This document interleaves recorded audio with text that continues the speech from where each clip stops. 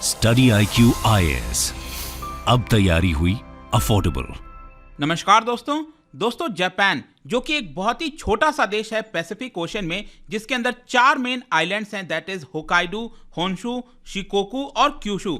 ये एक ऐसा देश है जिसने वंडर किया है, ये कहना गलत नहीं होगा, क्योंकि वर्ल्ड वॉर 2 के दौरान आपको याद होगा जापान एक इकलौता देश है, इनफैक्ट अभी तक जापान एक इकलौता देश है जिसके ऊपर एटम बम गिरा था, हिरोशिमा एंड नागासाकी, आप सबको पता होगा। लेकिन वर्ल्ड वॉर 2 के बाद से जापान ने सिर्फ एक चीज पर फोकस किया और वो है इकोनॉमी पर इतना ज्यादा फोकस किया कि आज के डेट में जापान विश्व की तीसरी लार्जेस्ट इकोनॉमी है। सोच के देखिए, इतना छोटा सा देश विश्व की 3rd लार्जेस्ट इकोनॉमी होना ये कोई छोटी बात नहीं है। लेकिन यहां पर क्या हुआ है कि वो अपने इकोनॉमी पर ध्यान देते देते जो मिलिट्री है उसके ऊपर फोकस नहीं कर पाया, अपने देश को कैसे बचाया जाए उसके ऊपर फोकस नहीं कर पाया। उसने अपना जो पूरा एक प्रकार से आप कह सकते हो कि भरोसा है वो यूएस के ऊपर रखा हुआ था। लेकिन अब समय बदल रहा है। यहां पर आपने देखा होगा उसके जो नेबरिंग कंट्रीज हैं, चाहे नॉर्थ कोरिया हो गया, चाइना हो गया, बहुत ज्यादा हॉस्टाइल होते जा रहे हैं। और इसी की वजह से वर्ल्ड वॉर 2 के बाद से बताया जा रहा है कि जापान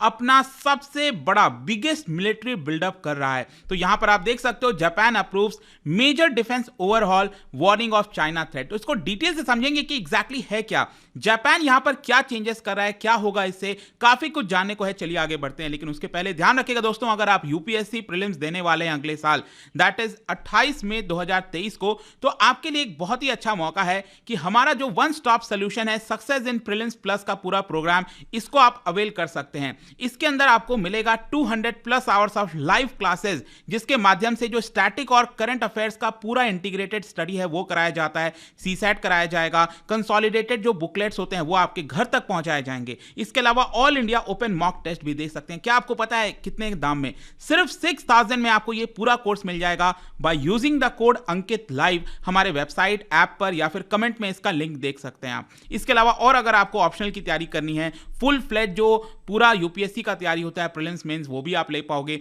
एनसीईआरटी बहुत कम दाम पर अभी ये क्लासेस स्टार्ट हो चुकी हैं, सब कुछ ले सकते हैं, बस आपको यूज करना है कोड अंकित लाइव। इसके अलावा और अगर आपको एमसीक्यूज अटेम्प्ट करना है तो मेरे इंस्टा पेज पर जाइए, वहां पर स्टोरीज में जितने भी एमसीक्यूज हैं उसको आप अटेम्प्ट कर पाएंगे।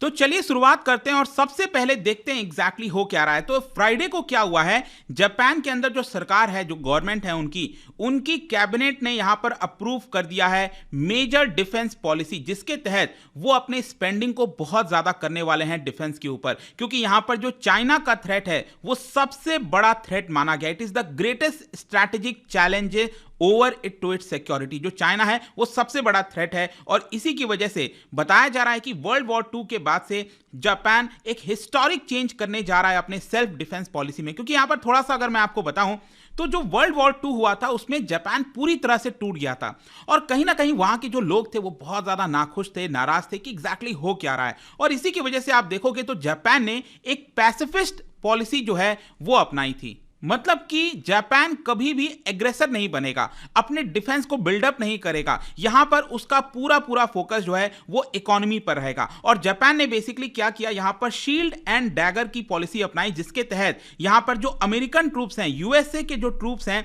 उनको अपने जमीन पर स्थान दे दिया कि जो भी डिफेंस वगैरह का काम है वो यूएस देख सकता है। और इसी की वजह से उसका फोकस डिफेंस पर कभी नहीं हो पाया, और इसीलिए आप देखोगे तो यहां पर अब कई सारे नए स्ट्रैटेजी की जरूरत है। तो बताया यह जा रहा है कि उनकी जो कैबिनेट है उन्होंने फ्राइडे को 3 डॉक्यूमेंट को अप्रूव कर दिया है, 3 documents related to defence and security. ये कौन कौन से हैं? National security strategy, national defence programme guidelines और मिड टर्म डिफेंस प्रोग्राम। देखिए ये बहुत लंबा चौड़ा है, लेकिन कुछ इंपॉर्टेंट चीजें जो कि पूरे दुनिया को पता होनी चाहिए, भारत को पता होनी चाहिए, आपको पता होनी चाहिए, उसके बारे में हम एक एक करके देख लेते हैं जल्दी से। सबसे पहला है काउंटर स्ट्राइक कैपेबिलिटी। एक्चुअली अगर क्या है ना, अगर आप देखोगे जापान का जो कॉन्स्टिट्यूशन है उसमें साफ साफ लिखा हुआ है कि आपके पास इस तरह की कैपेबिलिटी नहीं होनी चाहिए। कहने का मतलब है कि अगर आप मान लो आपके पास शक्ति आती है, अगर आप ज्यादा ताकतवर बनते हो, मिसाइल्स बना लेते हो, तो इससे क्या होगा कि आप लगातार कन्फ्रंटेशन में रहोगे दूसरे पड़ोसी देशों के साथ। लेकिन अगर आपके पास इसकी कैपेबिलिटी नहीं होगी तो आप शांतिपूर्व तरीके से सारी चीजें करेंगे।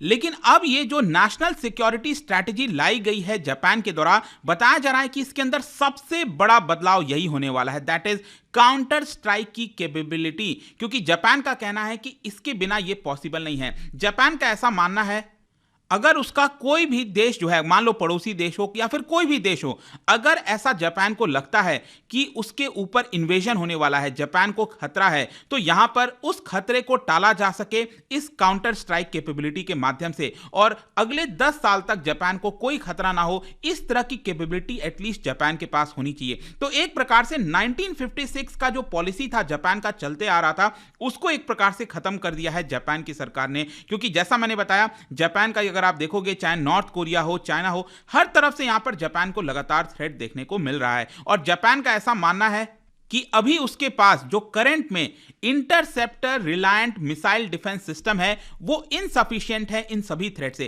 क्योंकि अभी आपको याद होगा, कुछ समय पहले नॉर्थ कोरिया ने यहां पर एक मिसाइल लॉन्च किया था, और आपको पता है वो मिसाइल कहां से गया था? वो जापान के ऊपर से गया था। सोच के देखो, आपके देश के ऊपर से अगर कोई मिसाइल गुजरे तो क्या उस देश को खतरा होगा कि नहीं होगा? यही खतरा यहां पर जापान ने बोला। और इसके अलावा जापान ने यह भी बताया था कि चाइना ने भी रिसेंटली एक मिसाइल लॉन्च किया था, जो जापान का सदर्न आइलैंड है वहां पर जाकर गिरा था। और इन सारी चीजों की वजह से जापान कह रहा है कि अब हम यहां पर अपनी स्ट्रैटेजी बदलेंगे। लेकिन एक और चीज याद रखिएगा, ये जो स्ट्रैटेजी है वो सारे जापान के लोग एक्सेप्ट नहीं करेंगे, क्योंकि उसको लेकर भी विरोध हो रहा है। जापान के अंदर जो बहुत सारे सिटीजन्स हैं, लोग हैं, एक्सपर्ट्स हैं, ओपोनेंट्स हैं, वो विरोध कर रहे हैं कि नहीं, अगर हम इस तरह करेंगे तो अगेन जापान दूसरी दिशा में चला जाएगा। जापान की जो स्ट्रैटेजी थी इकोनॉमी पर फोकस करने की, वही होनी चाहिए। यहां पर इस तरह से चीजों को हमें बदलना नहीं चाहिए। तो इसका एक दूसरा पहलू भी आपको देखने को मिलता है।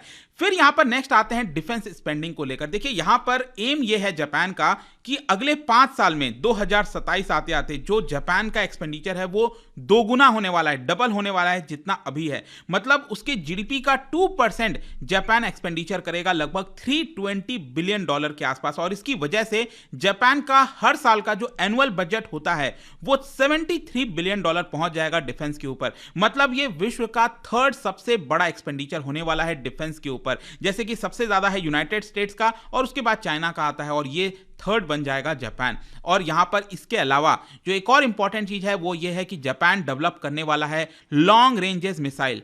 जापान ने अपने डॉक्यूमेंट में यह बोला कि अगले 5 साल में लॉन्ग रेंजेस मिसाइल्स को डेवलप करने के लिए $37 बिलियन खर्च किए जाएंगे, और 2026 से इसका जो डिप्लॉयमेंट है जापान के अंदर उसको स्टार्ट कर दिया जाएगा। जापान खरीदने वाला है यूएस के द्वारा बनाया हुआ टॉम हवॉक, इसके अलावा joint air to surface stand off missile हो गया, या फिर जापान का ही जो कंपनी है मित्सुबिशी, आपने सुना होगा, उनके द्वारा इंप्रूव किया जाएगा और मास प्रोडक्शन किया जाएगा अभी करंट में जो type 12 surface to ship guided missiles हैं।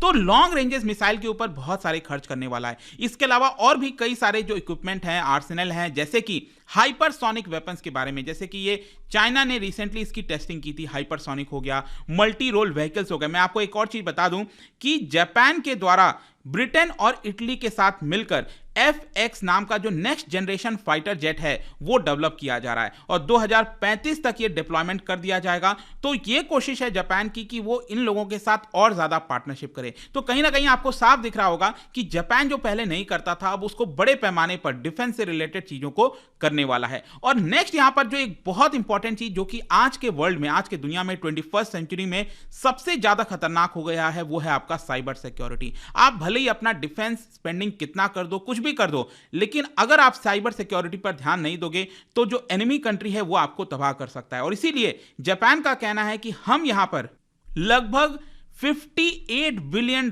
जी हां, अगले 5 साल के अंदर $58 बिलियन जापान साइबर सिक्योरिटी और स्पेस के ऊपर खर्च करने वाला है। क्योंकि चाहे लॉन्ग रेंज क्रूज मिसाइल हो गया, जितनी भी चीजें हैं, अगर एनिमी कंट्री साइबर सिक्योरिटी के माध्यम से, साइबर अटैक के माध्यम से आपके ऊपर हमला कर दे, यहां पर आपके मिसाइल्स को फेल कर दे, तो ये एक बहुत बड़ा परेशानी हो सकता है। तो इसको प्रोटेक्ट करने के लिए जापान यहां पर तैयारी पूरी तरह से कर रहा है। और आखिरी में जहां तक चाइना की बात है, तो देखिए यहां पर जापान ने अपने पूरे स्ट्रैटेजी में यही कहा है कि क्योंकि जो पूरा रीजन है, अगर आप देखोगे जापान के आसपास के जो देश हैं, उसका एनवायरमेंट काफी तेजी से चेंज हुआ है, और इसी की वजह से हमें अपने स्ट्रैटेजी में बदलाव करने की जरूरत पड़ रही है। जापान की जो न्यू स्ट्रैटेजी है वो ये मानती मानती है कि चाइना उसके लिए सबसे बड़ा खतरा है। और इनफैक्ट मैं आपको बताऊं तो वहां पर जो एक्सपर्ट्स हैं उनका यह कहना है कि जापान ये सारी चीजें जो नॉर्थ कोरिया है उसके बहाने करता रहेगा। मतलब नॉर्थ कोरिया से भी खतरा है जापान को, लेकिन सबसे ज्यादा खतरा चाइना का है। लेकिन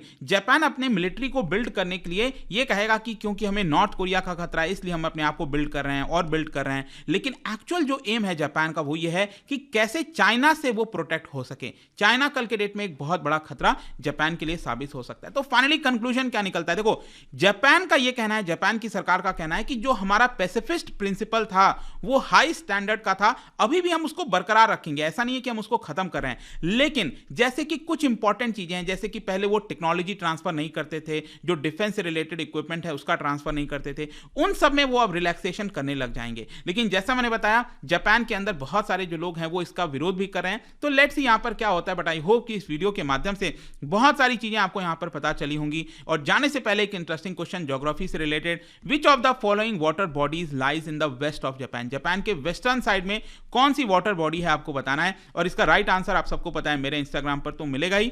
वहां पर अगर आप नहीं हो कोई बात नहीं, टेलीग्राम से भी ले सकते हैं इसका सही उत्तर। मैं कई सारे जो एमसीक्यूज हैं वो यहां पर स्टोरीज में डालता रहता हूं।